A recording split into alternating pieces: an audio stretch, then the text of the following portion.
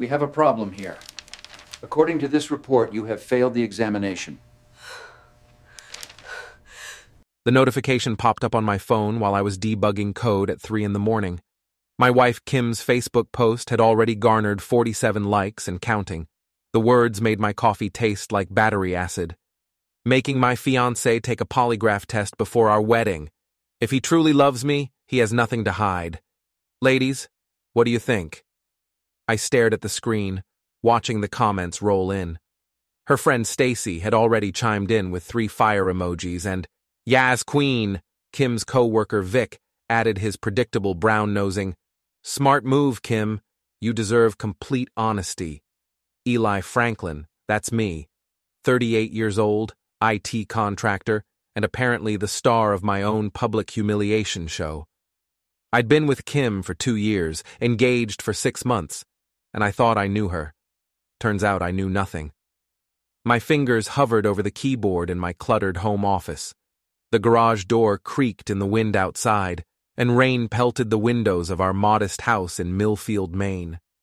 This town had a way of making everyone's business public, and Kim had just made mine the talk of social media. Should I comment? Should I call her? She was upstairs sleeping, probably dreaming about her viral moment. The post already had 63 likes. By morning, half the town would know about our trust issues. I scrolled through more comments. Kim's mother had weighed in. "Wonderful idea, sweetheart. A man with nothing to hide shouldn't mind proving it." Her father added, "Trust is earned, not assumed." The irony wasn't lost on me. Kim had been working late 3 nights a week for the past month. Her phone buzzed constantly with work messages that she never let me see. When I asked about her sudden dedication to overtime, she'd laugh it off. "You know how demanding the fintech world is, honey." I knew exactly how demanding it was. I'd contracted for her company, Pinnacle Solutions, 6 months ago. Their office culture was more like a college fraternity than a professional workplace. Kim worked in HR, supposedly managing employee relations and compliance. But the way she talked about her colleagues, especially Trevor Marsh from sales, made me wonder what kind of relations she was really managing. Trevor. Even his name sounded pretentious. Mid-30s, drove a white Tesla, always wore expensive suits that probably cost more than my monthly mortgage. He'd joined Kim's department around the same time she started working late. Coincidence? In my line of work, I'd learned there were no coincidences, only patterns people were too blind to see. I refreshed the post. 89 likes now. The comments kept flowing. "Girl, you are so smart. I wish I'd thought of this before my disaster marriage. If he refuses, you'll know he's hiding something." My jaw clenched. Kim had painted me as the untrustworthy one, the guy who needed to prove his innocence to the court of public opinion. She'd made herself the victim before any crime had been committed, but 2 could play this game. I opened a new browser window and searched for polygraph services in Millfield. Bingo. Accurate assessments, professional polygraph services for legal, corporate, and personal matters. Their office was downtown, next to the courthouse. Perfect. I picked up my phone and dialed. The automated system offered 24-hour scheduling. Even better. "Hello, you've reached Accurate Assessments. To schedule an appointment, press 1. I pressed 1. "Please leave your name, number, and preferred appointment time. We'll confirm within 2 business hours. This is Eli Franklin. I need to schedule 2 polygraph appointments for this week. My fiancé and I are having some trust issues that need resolving. She suggested the test, so I figure we should both take one. Fair's fair, right? Call me back at 207-555-0147. I hung up and cracked my knuckles. Time to update my relationship status. I opened Facebook and crafted my response. "Great idea, Kim. I've scheduled appointments for both of us this Thursday at 2 p.m. and 4 p.m. downtown. You're absolutely right. If we love each other, we have nothing to hide. Looking forward to clearing the air. Truth for both, transparency matters." I tagged her in the post and hit share. Then I sat back and waited. My phone rang within minutes. "Eli?" What the hell are you doing? Kim's voice was sharp, fully awake now. Following your excellent advice, sweetheart. You said if I love you, I have nothing to hide. Same goes for you, doesn't it? Before we dive deeper into this story, I have one small request. Please subscribe, drop a like, comment, and hit that hype button to boost this channel so more people can discover these incredible Reddit stories. Silence stretched between us. I could hear her breathing, probably calculating her next move. That's not what I meant, and you know it. Really? Because your post was pretty clear. If he truly loves me, he has nothing to hide. I'm just extending the same courtesy to you. After all, we're partners in this relationship. Eli, this is ridiculous. I was just... Just what? Testing me? Playing games? Making me look like a cheater in front of everyone we know? Her voice softened, switching to the manipulative tone I'd grown to recognize. Baby, I wasn't trying to make you look bad. I've just been feeling insecure lately. You've been so distant, working all those late nights.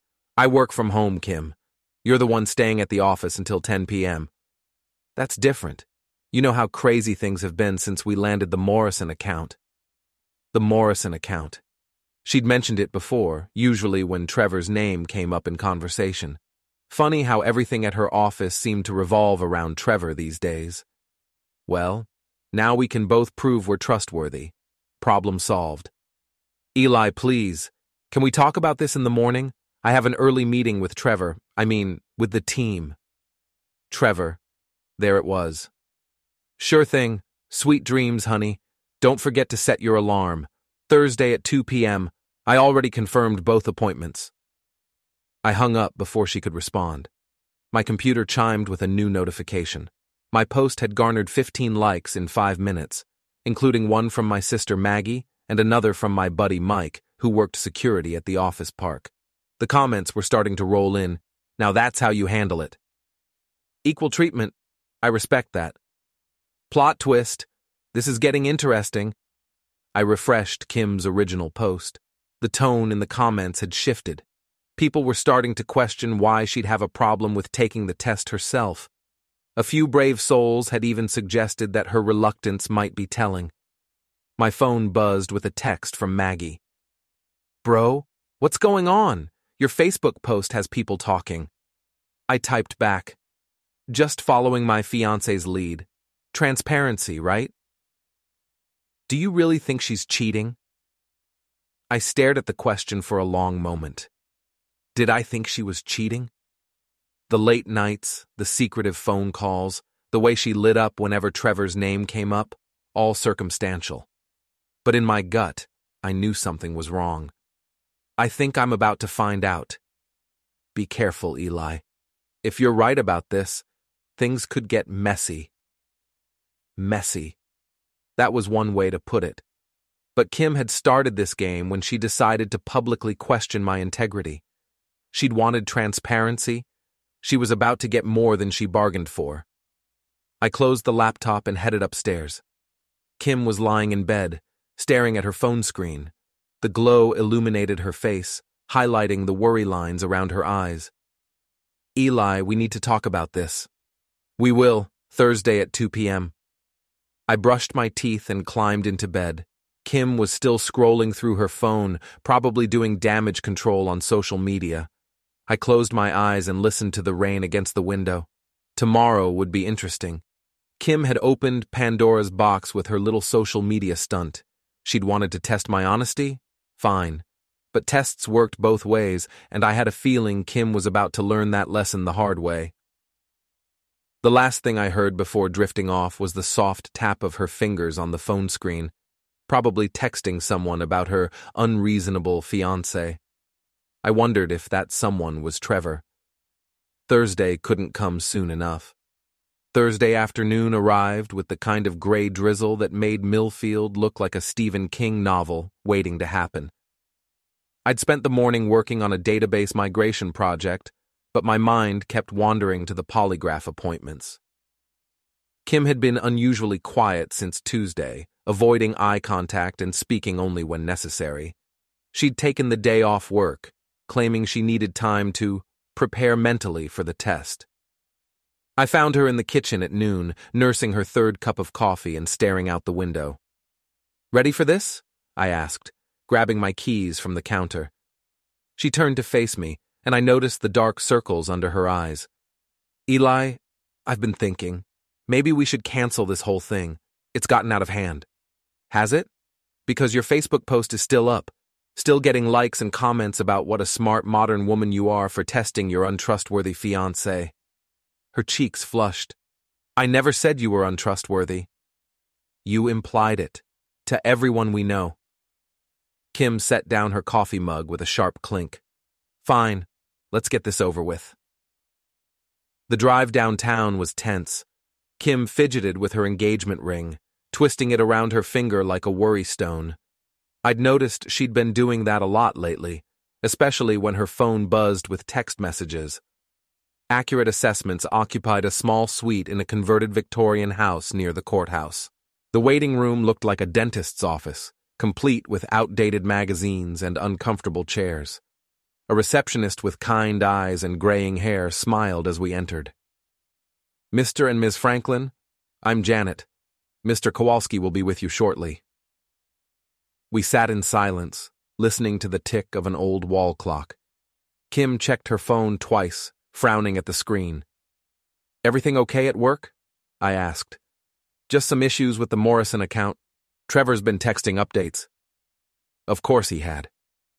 A door opened, and a man in his 50s emerged. Tall, thin, with the kind of mustache that belonged in a 1970s police procedural. "I'm Stan Kowalski, certified polygraph examiner. Which one of you is going first?" Kim and I looked at each other.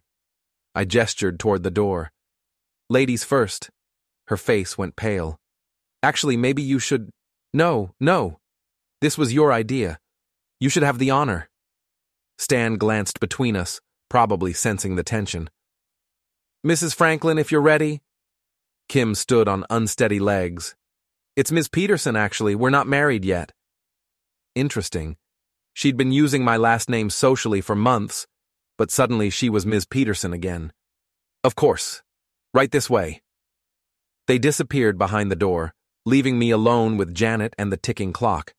I picked up a magazine from 2019 and pretended to read an article about home renovation while straining to hear anything from the examination room. 45 minutes later, the door opened. Kim emerged looking like she'd run a marathon. Her face was flushed, her hair disheveled, and her hands were shaking. "How'd it go?" I asked. She didn't meet my eyes. "Fine. Your turn." Stan appeared in the doorway. "Mr. Franklin?" I followed him into a small room dominated by a desk with various electronic equipment. 2 chairs faced each other across the workspace. Stan gestured to the one facing away from the door. "Have a seat. I'll explain the process." For the next 10 minutes, Stan walked me through the basics. The pneumograph tubes around my chest and abdomen would measure breathing patterns.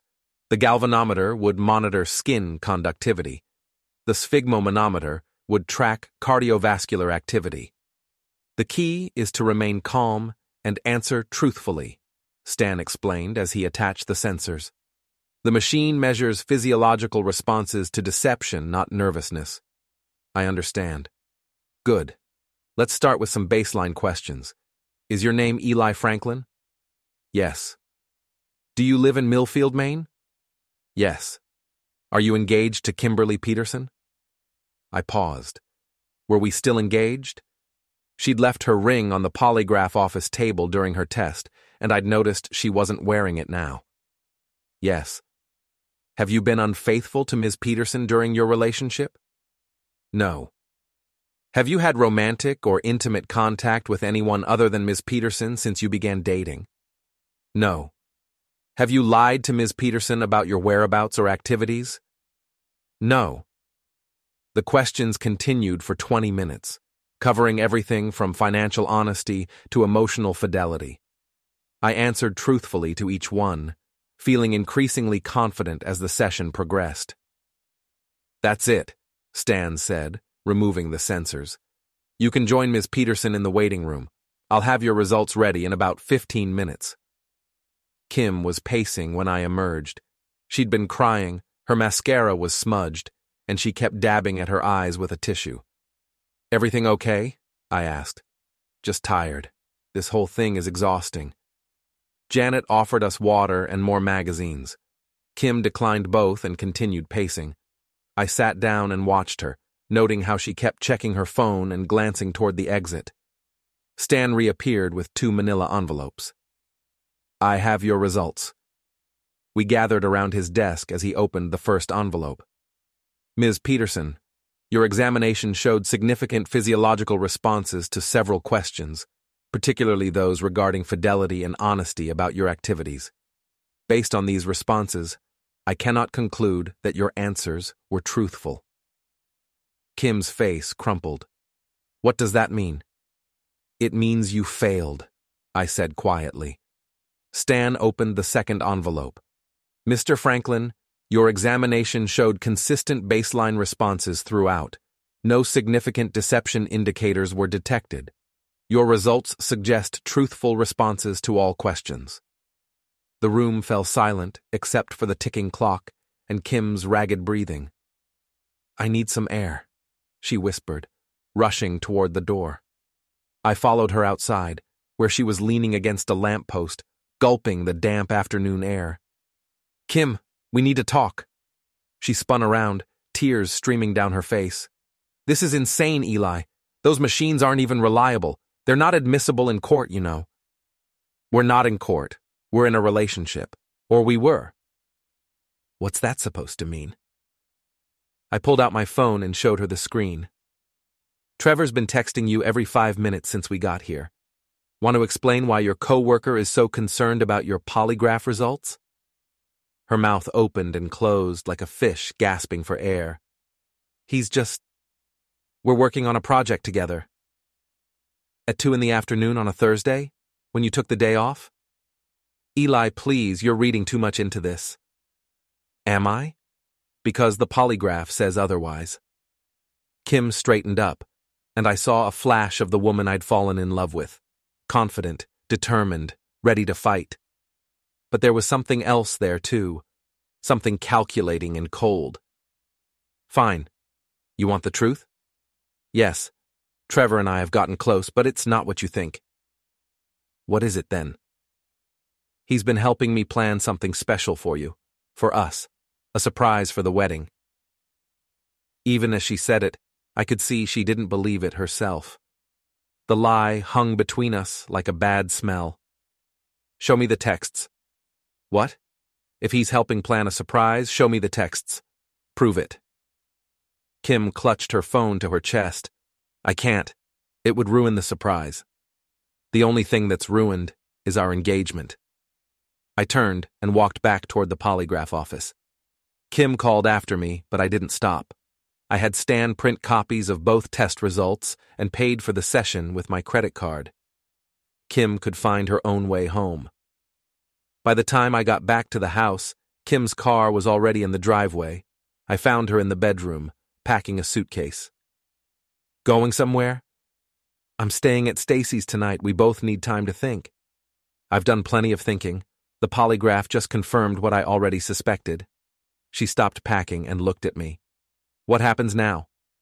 Now you tell me the truth. All of it. About Trevor, about the late nights, about whatever's been going on. Kim sat on the edge of the bed, her suitcase half packed beside her. Eli, I never meant for things to get this complicated. That's not an answer. She was quiet for a long moment, staring at her hands. When she finally spoke, her voice was barely above a whisper. Trevor and we've been talking, a lot, about work, about life, about relationships. He understands me in ways that I don't. It's not your fault. We grew apart. When? When did we grow apart, Kim? Because I thought things were fine until about a month ago. Her silence was answer enough. A month ago. That's when Trevor started at your company. Eli, get out. She looked up, startled. What? Get out of my house. Go to Stacy's. Go to Trevor's, I don't care, but get out. Kim finished packing in silence. As she reached the bedroom door, she turned back. I never wanted to hurt you. But you did, and then you tried to make me look like the bad guy on social media. That's what I can't forgive. After she left, I sat in my office and stared at the polygraph results. Kim had failed questions about fidelity, honesty, and her recent activities. The evidence was clear, but I needed more than a polygraph to understand the full scope of her betrayal. I opened my laptop and logged into our shared cell phone account. Kim had never changed the password, and I was still the primary account holder. Her text history with Trevor painted a picture that made my stomach turn. The messages went back 6 weeks, starting professional and gradually becoming more personal. By last week, they were planning secret meetings and discussing their situation with me. The most recent exchange from this morning made everything clear. Trevor, how did the test go? Kim, terrible. I think he knows. Trevor, what do we do now? Kim, I don't know. Maybe it's time to tell him. Trevor, are you ready for that? Kim, I don't have a choice. He's not as stupid as we thought. As stupid as they thought. That phrase echoed in my mind as I screenshotted the conversation. Kim and Trevor hadn't just been having an affair, they'd been planning something bigger. But what? I scrolled through more messages, looking for clues. There were references to the plan, after the wedding, and something about insurance. The pieces were starting to form a picture, but I needed more information. My phone rang. Maggie's name appeared on the screen. Hey, sis. Eli, I just saw Kim's Facebook post. She's saying you forced her to take a polygraph test and that you're being controlling and abusive. What's going on? I felt the anger rise in my chest like a tide. She's lying. Again. What do you mean again? She failed the test, Maggie. She's been cheating with some guy from work. Now she's trying to spin it like I'm the bad guy. Oh, Eli, I'm so sorry. Don't be sorry. Be ready, because this isn't over. What are you going to do? I looked at the screenshots on my phone, at the polygraph results on my desk, at the engagement ring Kim had left on the kitchen counter. I'm going to find out exactly what Kim and Trevor have been planning, and then I'm going to make sure everyone knows the truth. Eli, be careful. Don't do anything you'll regret. The only thing I regret is not seeing this sooner. After I hung up, I opened Facebook to see Kim's latest post. She'd painted herself as the victim of an abusive, controlling fiancé who had forced her to take a polygraph test. The comments were pouring in, mostly supportive of Kim and critical of me. But a few people were asking questions. Why had she agreed to the test if she had nothing to hide? Why hadn't she mentioned that she'd failed? Why was she suddenly claiming abuse when she'd never mentioned it before? I smiled grimly and began typing my response. Kim wanted to play the social media game? Fine. But she'd just brought a knife to a gunfight, and I had all the ammunition I needed. I spent Friday morning crafting my response to Kim's Facebook post. Every word had to be perfect, factual, measured, and devastating. I wasn't going to stoop to her level with emotional manipulation, but I wasn't going to let her lies stand unchallenged either. I'm disappointed that Kim has chosen to misrepresent what happened yesterday. For the record, Kim suggested the polygraph test in a public Facebook post. I agreed and scheduled tests for both of us, equal treatment for equal partners. I passed my test completely. Kim did not. Rather than discuss the results honestly, she's now claiming I'm abusive and controlling. I have documentation of everything, including the test results. Sometimes the truth hurts, but it's still the truth.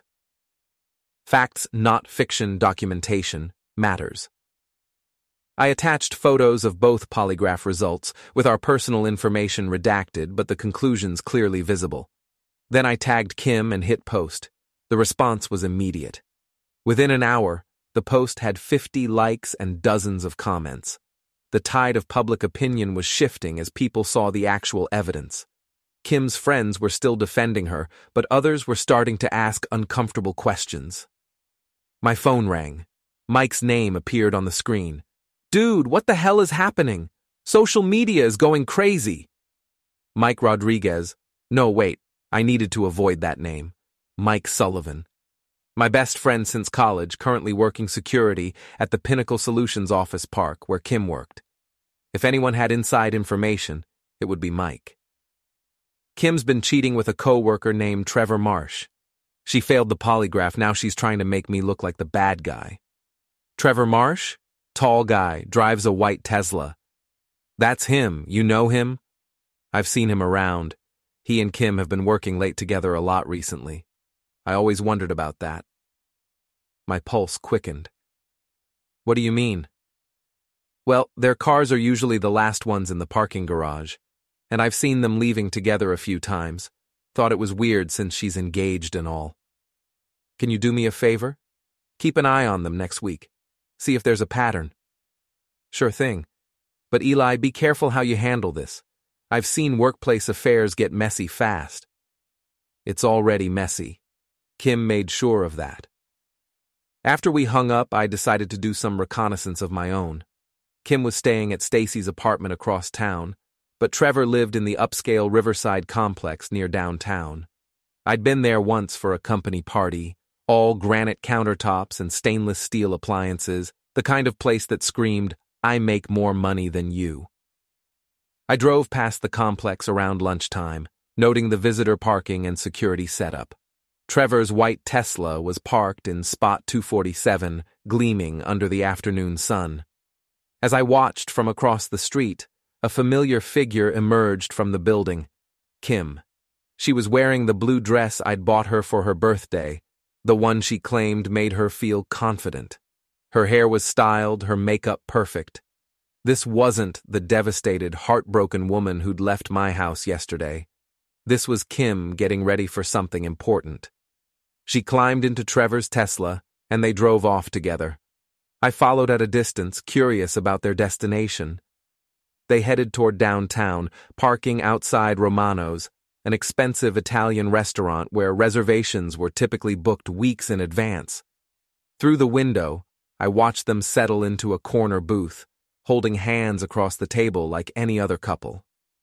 The sight hit me harder than I'd expected. It wasn't just the physical betrayal anymore.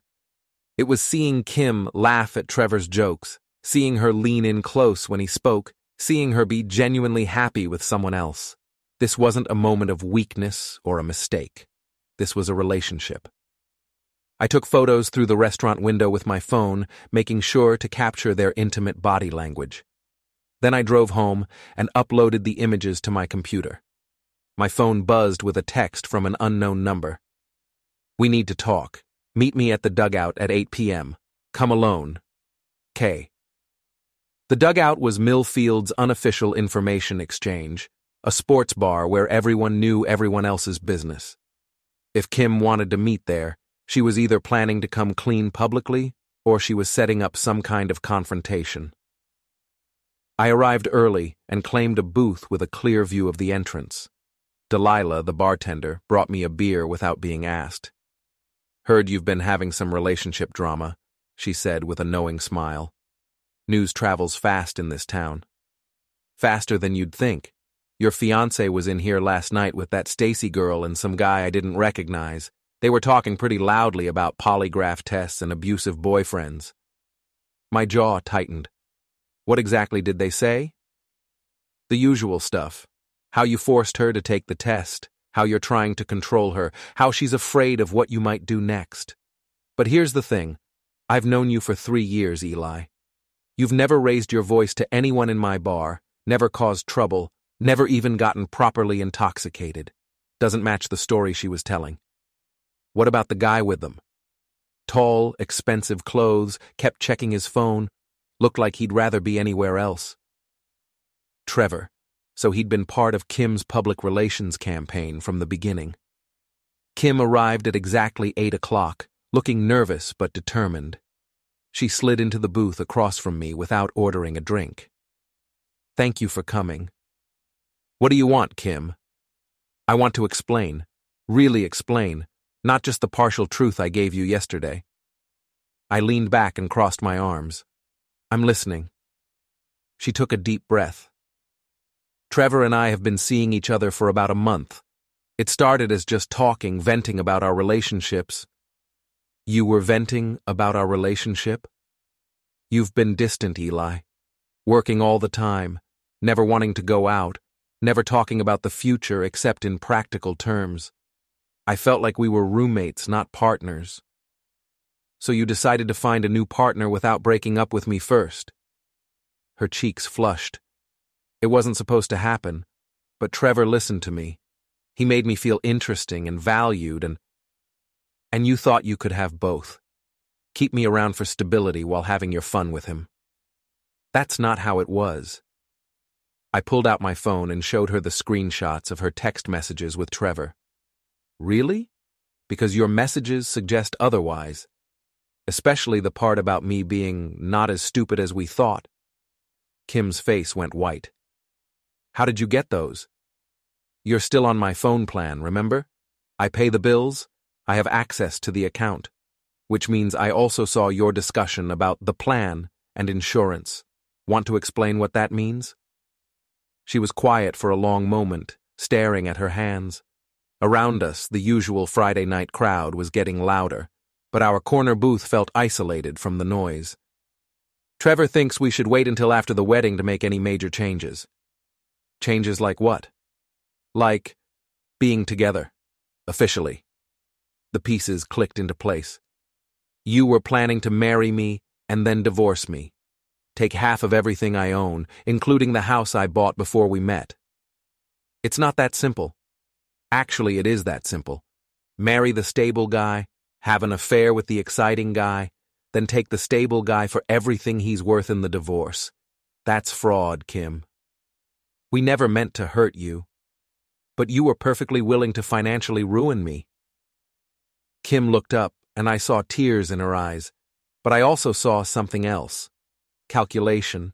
Even now she was trying to figure out how to spin this to her advantage. Eli, what if we could work this out? What if I ended things with Trevor and we went to counseling?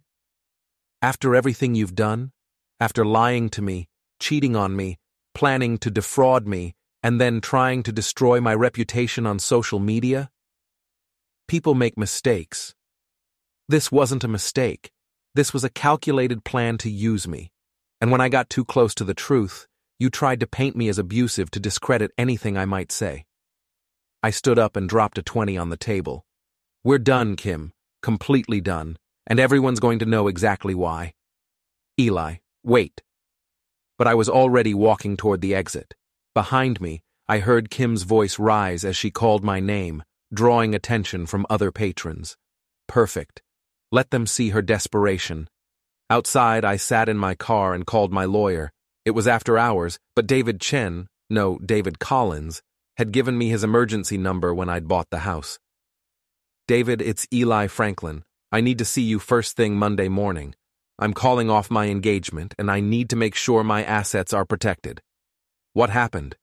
Infidelity, potential fraud, and a social media smear campaign. I have documentation of everything. Bring it all. We'll make sure she can't touch anything that's rightfully yours.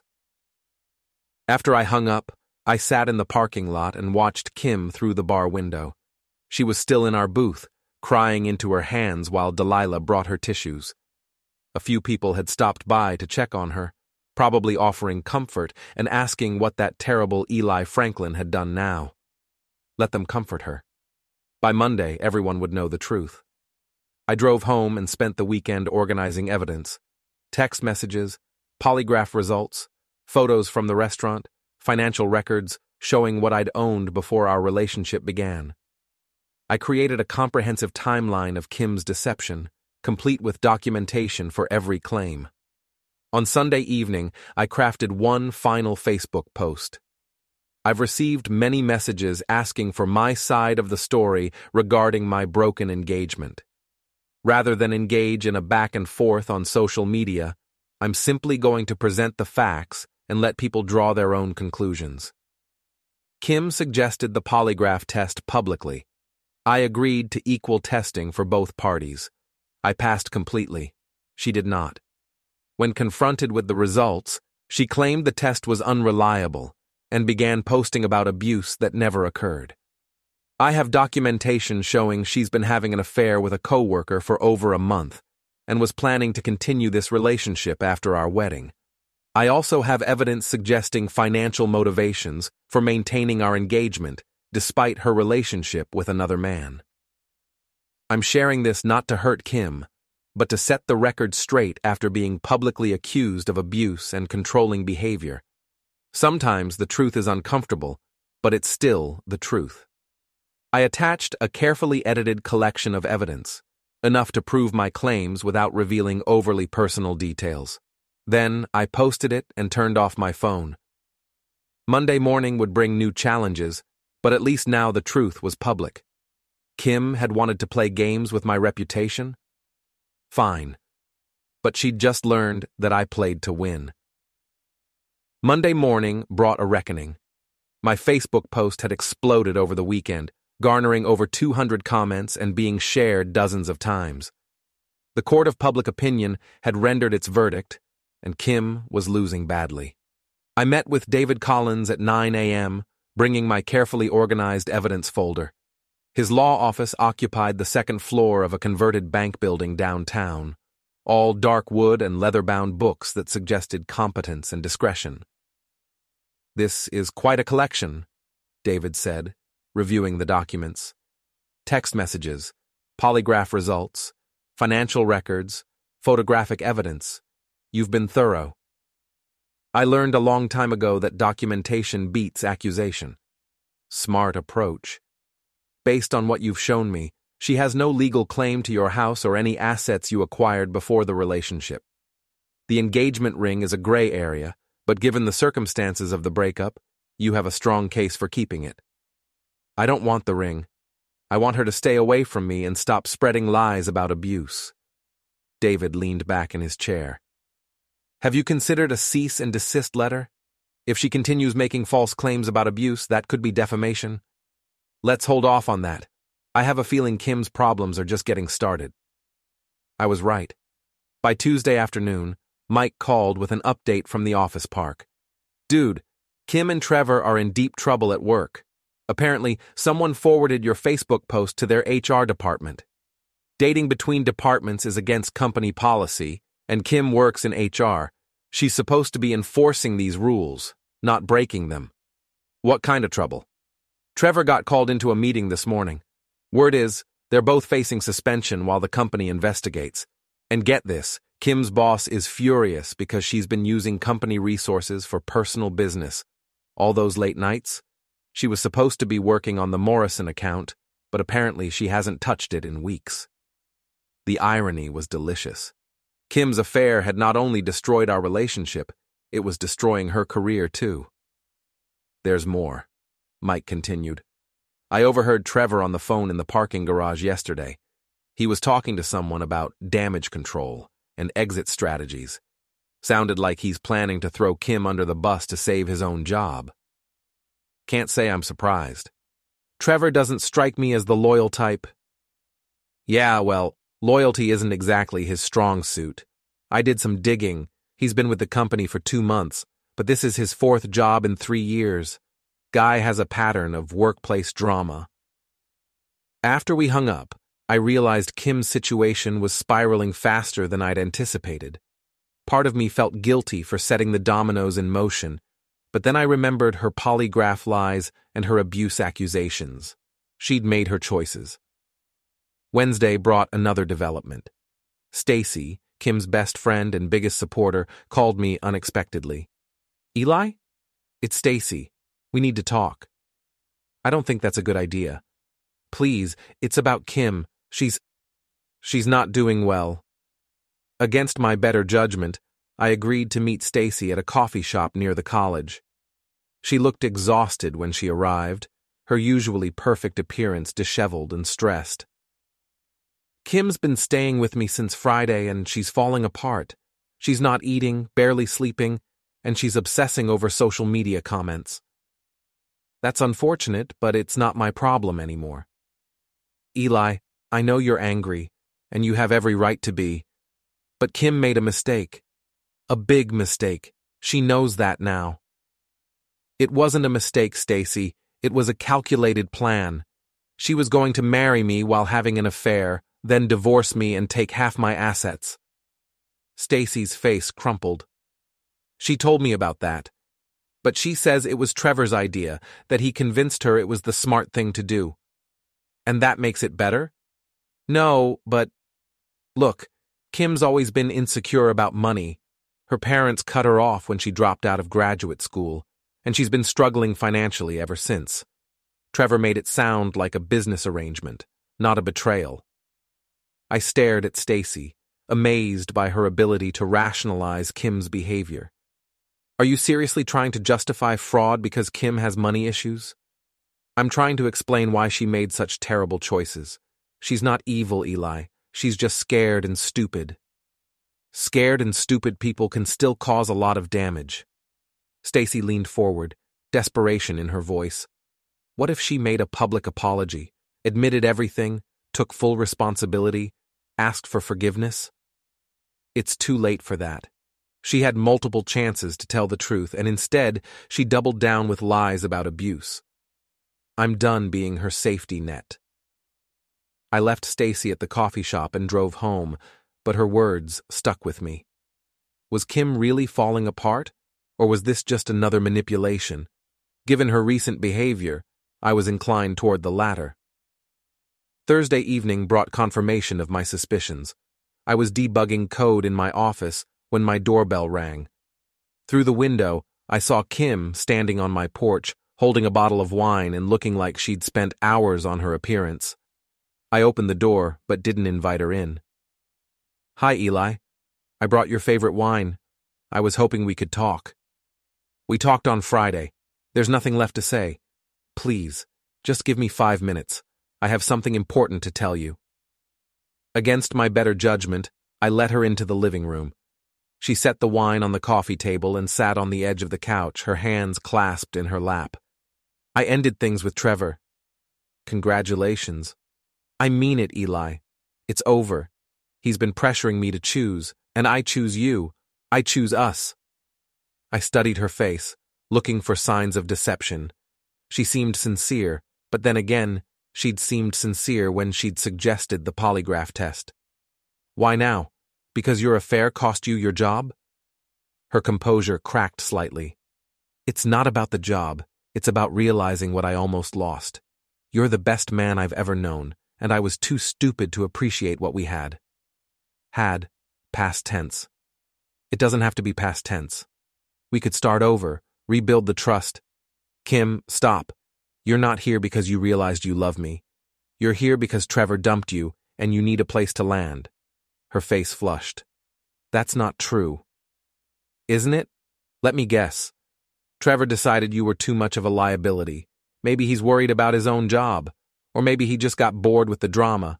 Either way, he's moved on, and now you're scrambling for a backup plan. Kim's careful composure finally shattered. Fine. Yes, Trevor ended things. He said the situation was too complicated, and he needed to focus on his career. But that doesn't mean my feelings for you aren't real. Your feelings for my house and my financial stability, you mean? That's not fair. Fair? You want to talk about fair? You cheated on me, lied to me, planned to defraud me, and then accused me of abuse when you got caught. Now you want me to take you back because your plan B didn't work out? Kim stood up, her mask of contrition finally slipping away. You know what, Eli? You're right. I made mistakes, but you're not innocent in this either. You took our private business and made it public. You humiliated me in front of everyone we know. I told the truth. If that humiliated you, maybe you should have thought about that before you started lying. You could have handled this privately. Instead, you turned it into a public spectacle. You started the public spectacle with your polygraph post. I just finished it. Kim grabbed her purse and headed for the door. This isn't over, Eli. You think you've won, but you don't know everything. What's that supposed to mean? She paused at the door, her hand on the knob. Trevor isn't the only one with connections in this town. You might want to be careful about making enemies. After she left, I sat in my living room and tried to process what had just happened. Kim's mask had finally come off completely, revealing the calculating, vindictive person underneath. Her threat had been vague but unmistakable. She wasn't done trying to hurt me. I called David Collins and left a voicemail about Kim's visit and her parting threat. Then I called Mike and asked him to keep his eyes open at the office park. If Kim was planning something, I wanted to be ready. Friday brought the answer. Mike called me at lunch with urgent news. "Eli, you need to know what's happening. Kim and some guy I don't recognize were in the parking garage this morning, looking at your car." "My car? Why would they be interested in my car?" "I don't know, but they were taking pictures and writing down your license plate number. When I approached them, they claimed they were just talking, but something felt off." "What did the guy look like?" "Mid-40s, expensive suit, looked like a lawyer or investigator. Kim introduced him as a family friend, but their body language suggested business, not friendship. A private investigator. Kim was trying to dig up dirt on me, probably hoping to find something she could use to discredit my evidence or support her abuse claims." "Did you get his license plate?" "Better. I got his business card. He dropped it when they were leaving." "Want to guess what it says?" "Tell me." "Marcus Webb, Private Investigations, specializes in domestic disputes and asset recovery." Asset recovery. Kim hadn't given up on her plan to take my money, she was just changing tactics. "Mike, I need you to document everything. If they come back, take pictures, record conversations if possible. Kim's escalating this, and I need evidence of what she's doing." "You got it. But Eli, be careful. If she's hiring private investigators, she's serious about whatever she's planning." After I hung up, I sat in my office and tried to think through Kim's possible strategies. She'd failed at reconciliation, so now she was moving to investigation. What was she hoping to find? Some evidence of infidelity on my part? Financial impropriety? Something she could use to flip the narrative back in her favor? The problem for Kim was that I'd been telling the truth all along.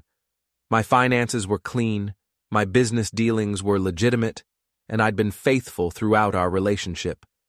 She could hire all the investigators she wanted. They wouldn't find anything because there was nothing to find. But the fact that she was trying meant she wasn't done fighting. Kim had shown her true colors on Thursday night, and now she was doubling down on revenge. She'd threatened me with her connections, and apparently those connections included private investigators willing to help her dig for dirt. Fine. If Kim wanted to escalate this into a full-scale war, I was ready. She'd started this fight with her polygraph stunt, continued it with her abuse lies, and now she was trying to investigate me for crimes I hadn't committed.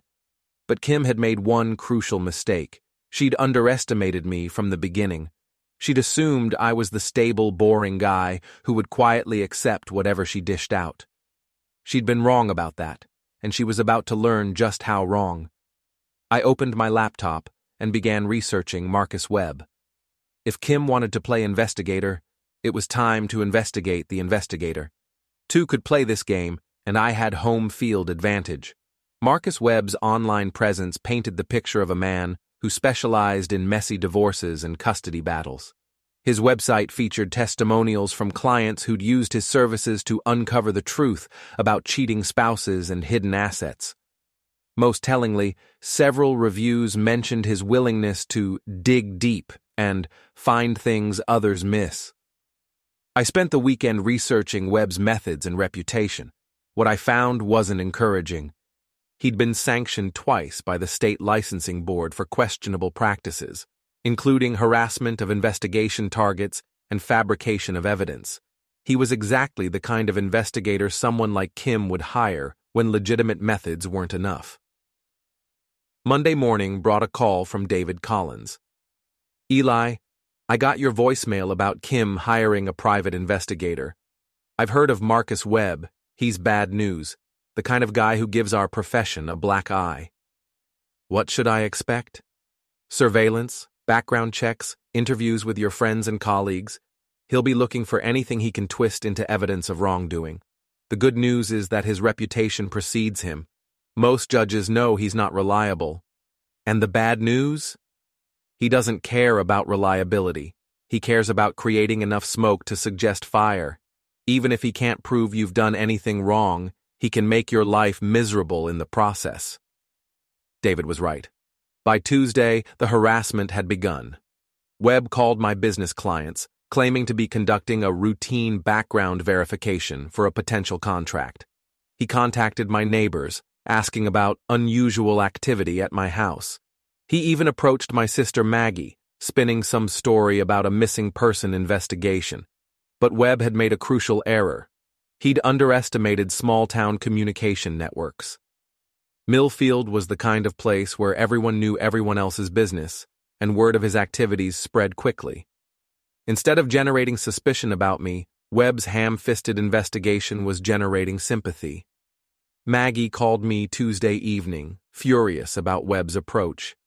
Some creep in an expensive suit showed up at my office today, asking questions about you and Kim, said he was investigating concerning behavior patterns, and wanted to know if you'd ever been violent or controlling.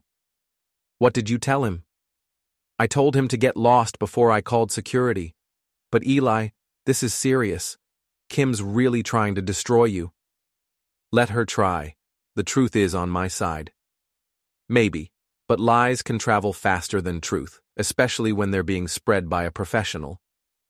Maggie was right to be concerned, but she didn't know about my own investigation. While Webb was fumbling around town asking obvious questions, I'd been quietly gathering information about him and his client. Mike's surveillance of the office park had revealed that Kim was meeting regularly with Webb, usually in the parking garage after hours. Their body language suggested a business relationship under strain. Kim appeared increasingly agitated, while Webb looked bored and dismissive. More importantly, Mike had overheard part of their conversation during Monday's meeting. Kim was getting loud, he told me over the phone. Kept saying something about results and what she was paying for. Webb kept telling her to be patient, that these things take time. But here's the interesting part. She mentioned something about a deadline. What kind of deadline? That's what I couldn't figure out, but she was definitely pressuring him to find something quickly. The deadline mystery was solved Wednesday morning when I received a certified letter from a law firm I'd never heard of, Blackstone, Murphy, and Associates. The letter informed me that their client, Ms. Kimberly Peterson, was considering legal action for harassment, defamation, and intentional infliction of emotional distress related to my social media posts and public humiliation campaign. I called David immediately. It's a fishing expedition, he said after I read him the letter. They're hoping to scare you into settling or at least removing your Facebook posts. The claims are weak. Truth is an absolute defense to defamation, and you have documentation for everything you posted. So I should ignore it? Not ignore it, but don't be intimidated by it. I'll draft a response pointing out the weakness of their claims and the strength of your evidence. But Eli, this explains the deadline your friend overheard. They probably want to file suit by the end of the month to maximize the pressure on you. Let them file. I've got nothing to hide. That's the spirit. But be prepared. This is going to get uglier before it gets better. David was right. Thursday brought a new escalation when Webb approached my biggest client, Pinnacle Solutions, with claims that I was under investigation for domestic violence and financial impropriety. He suggested they might want to reconsider their business relationship to avoid potential liability. The irony was thick. Webb was using Kim's employer to attack my business, apparently unaware that Kim herself was suspended from the same company for policy violations. But irony didn't pay the bills, and losing Pinnacle's contract would be a significant financial blow. I called their IT director, Janet Morrison, to get ahead of the story. Janet, I need to give you a heads up about something. My ex-fiancé has hired a private investigator who's been spreading false information about me. He may have contacted your company with claims about domestic violence or financial problems. Actually, he did call yesterday.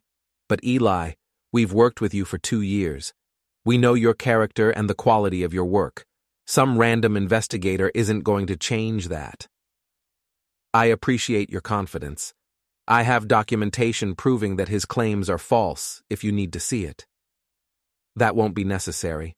Besides, we're aware of the situation with Kim Peterson from HR.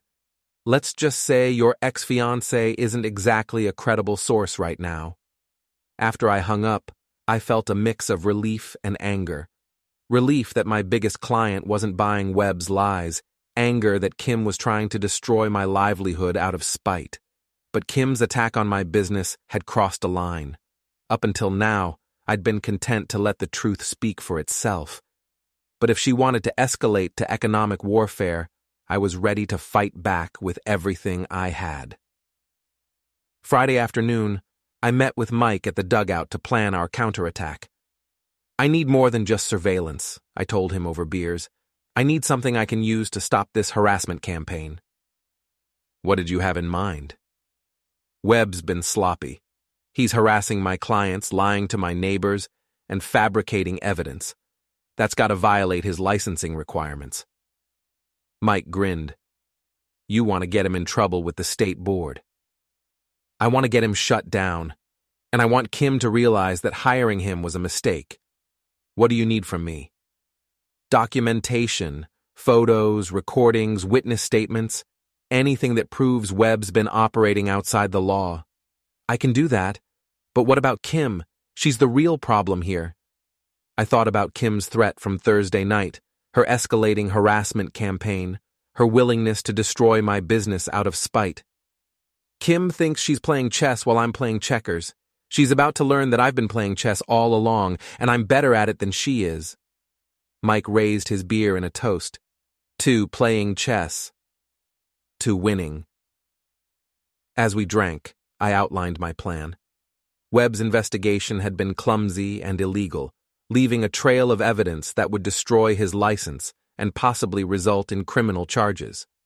Kim's lawsuit threat was based on lies that I could easily disprove. Her harassment campaign was backfiring, generating sympathy for me and suspicion of her motives. But I wasn't going to wait for Kim to realize her mistakes. It was time to go on the offensive, to show her that every action had consequences and that some fights weren't worth starting. Kim had wanted a war. She was about to get one, but not the kind she'd been expecting. She'd been fighting dirty while I'd been fighting smart. Now it was time to show her the difference. The state licensing board took my complaint against Marcus Webb seriously. By Monday, they'd opened an investigation into his methods, and by Wednesday, they'd suspended his license pending a full review. Webb's harassment campaign came to an abrupt halt when he realized his livelihood was on the line. Kim's reaction to losing her investigator was swift and predictable. She escalated to direct confrontation. I was leaving the dugout Thursday evening when she approached me in the parking lot. She looked terrible, dark circles under her eyes, her usually perfect hair disheveled, her expensive clothes wrinkled and stained. You got Webb's license suspended? Webb got his own license suspended by breaking the law. I just reported it. You're destroying everyone who tries to help me. I'm protecting myself from people who are trying to destroy me. There's a difference. Kim stepped closer, and I could smell alcohol on her breath. You think you're so smart, don't you? You think you've won. This isn't about winning, Kim. It's about truth. Truth? She laughed bitterly. You want the truth? Here's the truth. I never loved you. Not really. You were safe, stable, boring. A placeholder until something better came along. Her words should have hurt, but instead, they felt like a confirmation of everything I'd suspected. Thank you for finally being honest. Trevor was right about you from the beginning. He said you were weak, that you'd never fight back, that we could walk all over you and you'd just take it. How did that work out for you? Kim's face contorted with rage. You turned everyone against me. My job, my friends, my family. They all think I'm some kind of monster. You did that yourself. I just made sure people knew the facts. Facts? You want facts? Here's a fact. I'm going to make you pay for what you've done to me. I'm going to make you wish you'd never met me. I already wish that. She raised her hand as if to slap me, then seemed to remember where we were. The dugout's parking lot was well lit and visible from the street. Instead, she leaned in close, her voice dropping to a venomous whisper. This isn't over, Eli. Not by a long shot. After she left, I sat in my car and called David Collins. Kim just threatened me in the dugout parking lot. She's escalating again. Did anyone witness the threat? Probably. It's a busy place and she wasn't being subtle about it. Good. Document everything. If she keeps this up, we can get a restraining order. But Kim's next move wasn't direct harassment. It was something far more calculated and dangerous.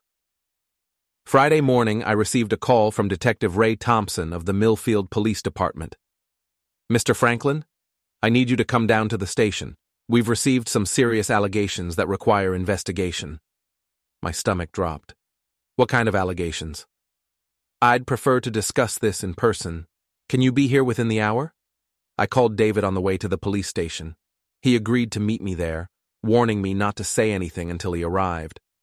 The Millfield Police Station was a converted Victorian house that had seen better days. Detective Thompson met us in a small conference room that smelled of stale coffee and disappointment. Thompson was a thin man in his 50s with graying hair and tired eyes. He looked like someone who'd seen enough human nature to be disappointed by all of it. Mr. Franklin, we've received allegations of stalking, harassment, and threats of violence. The complainant claims you've been following her, taking pictures, and making threatening phone calls. Who's the complainant? David asked, though we both knew the answer. Ms. Kimberly Peterson. She filed a formal complaint yesterday, claiming Mr. Franklin has been stalking her since their breakup. I felt anger rise in my chest. That's completely false. I have witnesses who can verify my whereabouts, and I have evidence that she's been harassing me. Thompson opened a file folder. She provided some compelling evidence. Photos of you outside her workplace, records of phone calls from your number, screenshots of social media posts she claims are threatening. David leaned forward. May we see this evidence? Thompson slid several photos across the table. They showed me outside Pinnacle Solutions, at Romano's restaurant, and in the dugout parking lot. The photos were real, but the context was completely fabricated. These photos were taken out of context, I said. I was at Pinnacle Solutions for legitimate business. I was at Romano's because I saw Kim there with her boyfriend. I took photos to document her affair, not to stalk her. And the dugout? She approached me there, multiple times. I have witnesses. Thompson showed us printed screenshots of text messages allegedly from my phone. They were clearly fabricated. The language wasn't mine, and the timestamps didn't match my actual communications with Kim. These messages are fake, I said. I can provide my phone records to prove it. We'll need to examine your phone, Thompson said. Absolutely, David replied.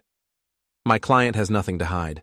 But, Detective, before we proceed, I think you should know that Ms. Peterson has been conducting her own harassment campaign against Mr. Franklin. I pulled out my folder of evidence and walked Thompson through Kim's lies, her affair, her failed polygraph test, and her hiring of Marcus Webb to harass my clients and neighbors. Thompson's expression grew increasingly skeptical as he reviewed the evidence. Mr. Franklin, this paints a very different picture than what Ms. Peterson described. Because Ms. Peterson has been lying from the beginning. She's trying to use your department to continue her harassment campaign. Thompson studied the evidence for several minutes, occasionally asking clarifying questions. Finally, he closed the folder and looked at both of us. Mr. Franklin, based on what you've shown me, I'm inclined to believe your version of events. However, I still need to investigate Ms. Peterson's claims thoroughly.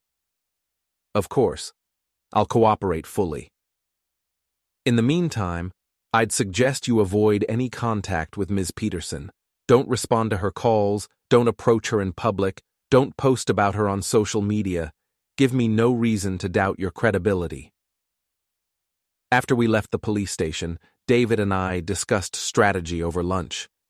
Kim's getting desperate, he said. Filing false police reports is a felony. She's risking serious legal consequences. She doesn't care about consequences anymore. She just wants to hurt me. Well, she may have just handed us the ammunition we need to stop her permanently. If Thompson concludes that her allegations are false, we can use that to get a restraining order and possibly press charges for filing a false report. That afternoon, I received an unexpected call from Trevor Marsh. Eli, it's Trevor. We need to talk. I don't think that's a good idea. Please, it's about Kim. She's lost it completely. Against my better judgment, I agreed to meet him at a coffee shop near the college. Trevor looked as bad as Kim had. Unshaven, exhausted, wearing clothes that looked like he'd slept in them. Kim's been calling me constantly since Webb got shut down, he said. 20, 30 times a day. She's convinced that you and I are working together to destroy her. Are we? Look, I know I'm not your favorite person right now, and I don't blame you. What Kim and I did was wrong, but she's become obsessed with revenge. She's talking about doing things that could get her arrested. What kind of things? Trevor hesitated, then pulled out his phone. She's been sending me these. The text messages were disturbing. Kim was talking about making Eli pay, showing him what real fear looks like, and ending this once and for all. The messages grew increasingly unhinged, suggesting property damage, public humiliation, and worse. Why are you showing me this? Because I'm scared of what she might do. To you, to me, to herself. She's not thinking rationally anymore. I studied Trevor's face, looking for signs of deception. He seemed genuinely frightened, but then again, he'd proven himself to be a skilled liar. What do you want from me? Help me get her committed for psychiatric evaluation. She's a danger to herself and others. Why would I help you? You're the one who talked her into the marriage fraud scheme. Trevor's face flushed. That's not how it happened. No? Then how did it happen? Kim approached me. She said you were boring and controlling, that she wanted out of the relationship but needed financial security. The marriage plan was her idea. I just went along with it. I wasn't sure I believed him, but it didn't matter anymore. Kim's behavior had escalated beyond anything Trevor or I could control. What exactly are you proposing? We document her threats and erratic behavior, then petition for an involuntary psychiatric hold. It's the only way to stop her before she does something we'll all regret. I thought about Kim's threats, her false police report, her escalating harassment campaign. Trevor was right. She was spiraling toward something dangerous. I'll consider it, but I want copies of all those text messages, and I want your written statement about the marriage fraud scheme. Deal. We spent the next hour going through Trevor's phone, screenshotting Kim's increasingly unhinged messages. By the time we finished, I had enough evidence to paint a clear picture of someone losing touch with reality. That evening, I called Detective Thompson and arranged to meet him Saturday morning. Kim's false police report had been a mistake. It had given me an excuse to share all of my evidence with law enforcement and establish her pattern of deception. But more importantly, it had shown me that Kim was no longer thinking strategically. She was acting out of pure emotion now, making increasingly desperate moves that only served to damage her own credibility. The chess game was nearly over, and Kim had just put herself in checkmate. She'd escalated every confrontation, lied to every authority figure, and alienated every potential ally. Now she was facing criminal charges for filing a false police report, potential civil liability for defamation, and the possibility of involuntary psychiatric commitment. All because she'd decided to publicly question my honesty with a polygraph test. I spent Saturday evening organizing the evidence one final time. Text messages, police reports, witness statements, financial records, everything needed to demonstrate Kim's pattern of deception and escalating harassment. Monday would bring the final confrontation, The moment when all of Kim's lies and schemes would finally collapse under the weight of documented truth. She'd wanted to destroy my reputation and steal my assets. Instead, she'd destroyed herself. The polygraph gambit had been her first move in this game. Monday would be my last. Detective Thompson's investigation concluded exactly as I'd expected. Kim's allegations were found to be completely fabricated, her evidence was proven false, and her credibility was destroyed. On Monday morning, she was arrested for filing a false police report and released on her own recognizance pending trial. The arrest made the local news, completing Kim's transformation from sympathetic victim to public pariah. Her remaining friends abandoned her, her family cut off contact, and her chances of finding employment in Millfield evaporated overnight. Trevor's written statement about the marriage fraud scheme provided the final nail in Kim's legal coffin. David Collins used it to file a civil suit for attempted fraud, ensuring that Kim would face financial consequences for her schemes even if she avoided prison time. The involuntary psychiatric hold proved unnecessary. Faced with criminal charges, civil liability, and complete social isolation, Kim finally accepted reality. She pleaded guilty to filing a false police report, agreed to pay restitution for my legal fees, and left Millfield for parts unknown. I never saw her again. Marcus Webb's investigation into his practices revealed a pattern of illegal behavior spanning several years. His license was permanently revoked, and he faced criminal charges in 3 counties. His career was finished, another casualty of Kim's scorched earth campaign. Trevor kept his job at Pinnacle Solutions, though his reputation never fully recovered. He avoided me whenever possible and never mentioned Kim's name in public. The guilt and fear in his eyes whenever we crossed paths told me everything I needed to know about his state of mind. 6 months later, I was debugging code in my office when my phone buzzed with a Facebook notification. Someone had tagged me in a post about karma and getting what you deserve. I ignored it and went back to work. The house felt peaceful now, free from the tension and uncertainty that had defined the final months of my relationship with Kim. I'd kept the engagement ring, not out of sentimentality, but as a reminder of the importance of trust and honesty in relationships. My business thrived after Kim's departure. Word of my handling of her harassment campaign had spread through Millfield's professional community, earning me a reputation for integrity and resilience. New clients sought me out specifically because of how I'd responded to adversity. Maggie called one evening to check on me. Any regrets about how things went down with Kim? I thought about the question seriously.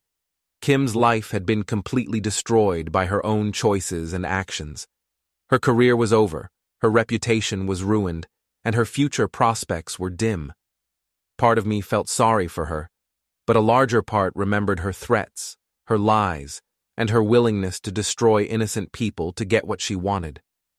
No regrets. She made her choices, and she lived with the consequences. What if she'd just been honest from the beginning? Told you she was unhappy, ended the engagement cleanly? Then we'd both be better off. But Kim chose deception and manipulation instead of honesty and communication. Everything that happened after that was a result of those choices. Do you think you'll ever trust someone enough to get married? I looked around my quiet office, at the life I'd built through hard work and honest dealing. Kim had tried to take all of it away from me through lies and fraud. She'd failed, but the experience had taught me valuable lessons about human nature and the importance of protecting what mattered most. Maybe. But if I do, they're definitely taking a polygraph test first. Maggie laughed. That's probably wise. After we hung up, I returned to my code, losing myself in the logical world of algorithms and data structures. Outside, Millfield continued its quiet existence, a small town where everyone knew everyone else's business and reputation mattered more than wealth or status. Kim had learned that lesson too late. She'd gambled her reputation on a scheme to defraud me. lost everything when her lies were exposed, and destroyed herself trying to avoid the consequences of her actions. The polygraph test that started it all had been her idea, her challenge to my integrity. She'd assumed I was hiding something, that I was as dishonest as she was. When the test proved otherwise, she doubled down on deception rather than accept the truth.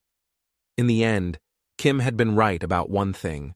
The polygraph test had revealed everything we needed to know about our relationship, just not in the way she'd expected. I finished debugging the problematic function and tested the code one final time. Everything worked perfectly, each component functioning exactly as designed. There were no hidden errors, no unexpected behaviors, no deceptive outputs. Unlike human relationships, code was honest. It did exactly what it was programmed to do, nothing more and nothing less. There were no lies in programming, no manipulation, no hidden agendas. Maybe that was why I preferred working with computers to dealing with people like Kim. Computers might be complex, but they were never dishonest. I saved my work and shut down the laptop. Tomorrow would bring new projects, new challenges, new opportunities to build something meaningful through honest effort and skillful work. Kim's threats and schemes were history now, footnotes in a story that had ended exactly as it should have, with truth triumphant and justice served. The polygraph gambit was over, and I had won by doing nothing more than telling the truth and refusing to be intimidated by lies. In a world full of people like Kim and Trevor, that felt like victory enough.